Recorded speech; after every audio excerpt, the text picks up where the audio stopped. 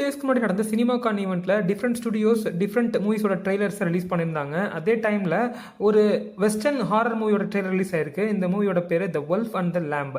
So next week இந்த movie theatrical release plus digital ரிலீஸும் ஆக போகுது. ஏப்ரல் 24 ஆக்சுவலாக ஒரே நாளில் தேட்டர்லையும் டிஜிட்டலாகவும் ரிலீஸ் பண்ண போகிறாங்க. இந்த மூவியோட ஃபஸ்ட்டு ஃபுல் ட்ரெய்லரை 2 days முன்னாடி ரிலீஸ் பண்ணுறாங்க.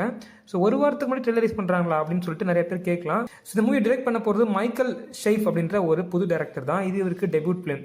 இந்த மூவிக்கு இவர் ஸ்க்ரீன் பிளேயில் கோவர்க்கும் பண்ணியிருக்காரு. ஸ்க்ரீன் பிளே இவர் மட்டும் இல்லாமல் இன்னும் 2 பேர் சேர்ந்து ரைட் பண்ணியிருக்காங்க.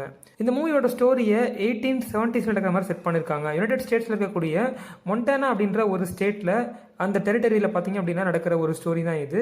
ஸோ ஒரு விடோ டீச்சர் இருக்காங்க. அவங்களோட பேர் ஜோ பெக்கெட். ரொம்ப ஒரு டெடிகேட்டட் ஸ்கூல் டீச்சர். ஒரு டைமில் பார்த்தீங்க அப்படின்னா அவங்களோட மகன் காணாமல் போயிடுறான். அப்போலேருந்தே அவங்க வாழ்க்கை தலைகீழ மாறிடுது. அவங்களோட மகனை தேடுறதையே அவங்க வேலையாக வச்சுருக்காங்க. பட் அவங்க மகனை தேடும்போது நிறைய விஷயத்த அவங்க ஃபேஸ் பண்ணுறாங்க.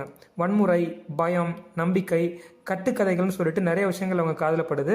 பட் ஒரு நாள் அவங்க மகன் திரும்பி வரான். அப்படி திரும்பி வரும்போது அவங்களோட மகன் மகனாக இல்லை, அவன் வேறு மாதிரியான ஒரு என்டைட்டியாக மாறிட்டான் அப்படின்றத அவனோட ஈவெண்ட்ஸ்லேருந்து அவனோட பிஹேவியர்லேருந்து அவங்களால பார்த்துக்க முடியுது. அவன் ஒரு லைக்கனா இல்லை வேர்வுல்ஃபா இல்லை வேம்பயரா அப்படின்றதையும் அவங்களால தெரிஞ்சுக்க முடியல. இந்த ட்ரெய்லர்லையும் பார்த்தீங்க அப்படின்னா நமக்கு தெளிவாக அதை ரிவீல் பண்ணலை. அவனோட எராட்டிக் பிஹேவியர் ஊருக்குள்ளே பெரிய கலவரத்தை ஏற்படுத்துது. அது நிறைய பேத்துக்கு பிடிக்கல. அதனால் அவங்க ஊர் மக்கள்கிட்ட இருந்தும் ஊரோட தலைவர்கள்ட்ட இருந்தும் கொஞ்சம் ஹாஸ்டைலிட்டியை ஃபேஸ் பண்ணுறாங்க. நிறைய பேர் அவங்க அங்கே வாழ்கிறதையே வெறுக்கிறாங்க. ஸோ அதனால் அவங்க ஒரு சில விஷயத்த சாக்ரிஃபைஸ் பண்ணி ஆகணும். அது வேறு யாரும் இல்லை, அவங்களோட மகனை தான். தனியாக விடக்கூடாது, தவிக்க விடக்கூடாது, கைவிட்டக்கூடாது அப்படின்னு நினைக்கிறாங்களா, இல்லை இந்த மாதிரி விஷயத்துலேருந்து அவாய்ட் பண்ணி வெளியில் வரணுங்கிறதுக்காக அவனை சாக்ரிஃபைஸ் பண்ண ட்ரை பண்ணுறாங்களான்றது தான் இந்த மூவியோட ஸ்டோரி.